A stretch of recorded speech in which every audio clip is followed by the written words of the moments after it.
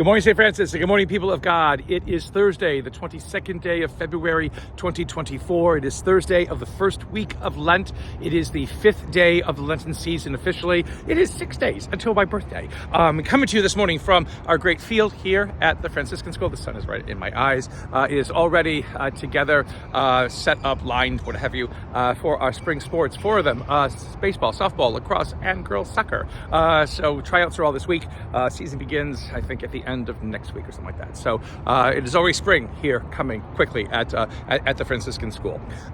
Today is Thursday of the first week of Lent, yes, but it is also one of the days in which 3 different feast solemnities kind of interfere with our Lenten journey. And this year we have all 3. Sometimes we only have 2. This year we have all 3. And sometimes we only have 1. We have all 3 this year. And today, on the 22nd, we celebrate the feast of the chair of Peter.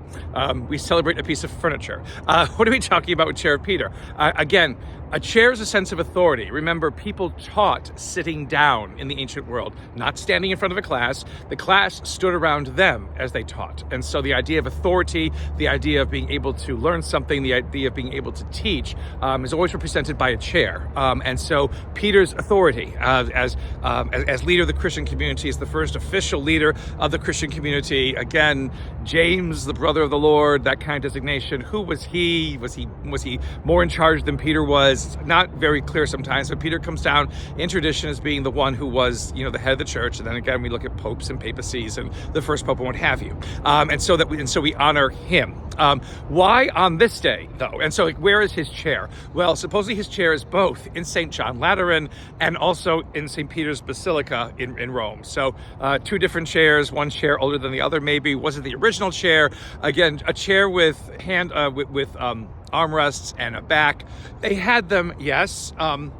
Would everybody have had them? Sometimes only the wealthy. Sometimes benches were basically what you used. And so should it be the bench of Peter rather than the chair of Peter? But again, why this day of all days? Why did we choose this day? Well, nothing happened necessarily in the life of Peter by tradition on the February 22nd, but in the ancient Roman calendar, the non-Christian Roman calendar, February the 22nd was the great holiday of the Parentalia, which celebrated ancestors, parents, where we get the word parentalia from. And you celebrated those who had gone before us, whose guidance and whose model of living, particularly living a virtuous Roman life, was to be honored, on this day. And so the church kind of inherits, this holiday and transforms it in remembering, again, the one who is, in some ways, father of the church. Again, Jesus is the head of the church.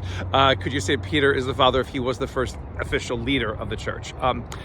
Back and forth. So this is why it's a transformation. There are many times in which there is a transformation of ancient Roman feasts into Christian feasts. Christmas is not one of them, but we'll get back to that in December. But this is one. So the Parentalia becomes the chair of Peter in the Christian calendar, and so we break from our Lenten readings, and so we have the first reading gosh, I forget because I've been talking too much.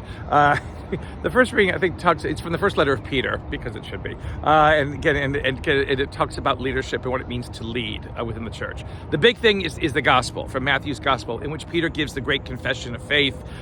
Jesus asking, who do people say that I am? And Peter comes out with, you are the Christ, after everyone says, well, maybe you're John the Baptist come back, maybe you're Elijah, maybe you're the prophet. And Peter's ability to say, you are the Christ.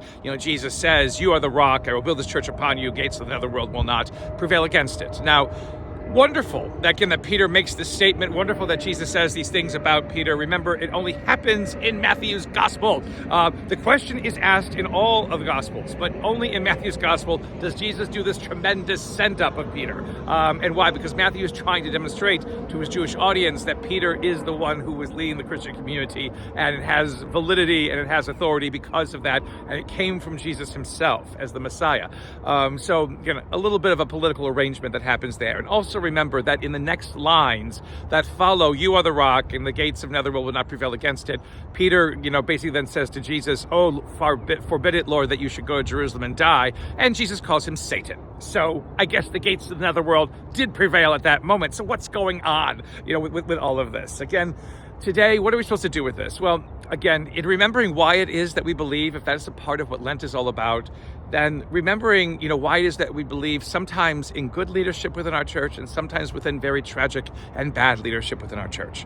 Our leaders are human beings. Always remember that. They are human beings. They are not endowed with God with special powers, with special foresight, with special insights, whatever it is. They are human beings who are not angels sent from heaven, but they are people who are called by God to do a tremendous thing, to open up God's word, to us. Sometimes they do it well, sometimes they adulterate it and they manipulate it and they make a mess of it. But again, the whole idea is that someone must speak to us of God's love and God's care, of God's promise, of God's hope. Those are the people that we need to honor. Those are the people whose example, on this day, that we remember those who have led us in the church, are those that we embrace. Peter, to his extent, did an okay job. So we want to make sure that we remember him and what he did, but also all of those who followed after him and all of those who allowed this life, this faith, to become something that continues to enrich our world and continues to lead us to that kingdom that God says is in our midst and whose time of fulfillment is now. A continued blessed Lent, St. Francis and people of God. May the Lord give you his peace.